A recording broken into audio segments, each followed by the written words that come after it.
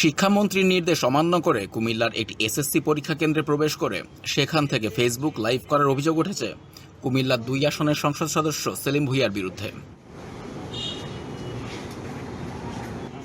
আপনাদের এই এলাকার এমপি সাহেব আসছে। মঙ্গলবার সকালে হোমনা সরকারি উচ্চ বিদ্যালয় কেন্দ্রে গিয়ে তিনি পরীক্ষার হল পরিদর্শন করেন। এ সময় সেলিম ভূঁইয়ার ভেরিফাইড ফেসবুক পেজ থেকে প্রায় ৯ মিনিটের একটি লাইভ সম্প্রচার করা হয়। লাইভে দেখা যায় সেলিম ভূঁইয়া ভবনের ২য় তলায় উঠে একাধিক পরীক্ষার হলের ভেতরে গিয়ে পরীক্ষার্থী ও শিক্ষকদের সঙ্গে কথা বলছেন। এক পর্যায়ে তিনি পরীক্ষার্থীদের কাছে প্রশ্ন সহজ হয়েছে কিনা সেটা জানতে চান। পরীক্ষা সহজ হয়েছে নাকি? প্রশ্ন সহজ, কথা বলা যাবে না। প্রশ্ন কঠিন হয়েছে নাকি?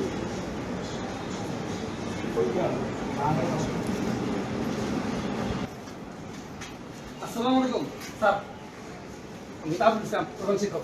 এ সময় কেন্দ্রের প্রধান শিক্ষক তাজুল ইসলাম তার সঙ্গে দেখা করতে এলে সংসদ সদস্য তাকে নিজের কাজ করতে বলেন এবং ইশারায় সরে যেতে বলেন। কঠিন প্রশ্ন আমাকে শোনা সব শুনতে না।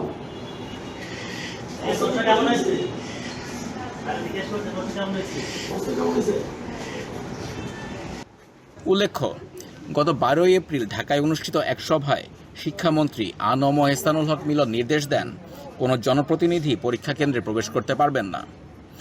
এ বিষয়ে জানতে চাইলে কেন্দ্র সচিব ও প্রধান শিক্ষক তাজুল ইসলাম বলেন, আমি শুধু তার সঙ্গে সৌজন্য সাক্ষাৎ করেছি, পরে আমি পরীক্ষার কাজে ব্যস্ত হয়ে পড়ি, এরপর কি হয়েছে তা জানি না। কুমিল্লা শিক্ষা বোর্ডের চেয়ারম্যান অধ্যাপক শামসুল আলম দ্য ডেইলি স্টারকে বলেন, বিষয়টি খতিয়ে দেখে প্রয়োজনীয় ব্যবস্থা নেওয়া হবে। এ বিষয়ে জানতে সংসদ সদস্য সেলিম ভূঁইয়ার মোবাইল ফোনে একাধিকবার কল করলেও তিনি ধরেননি।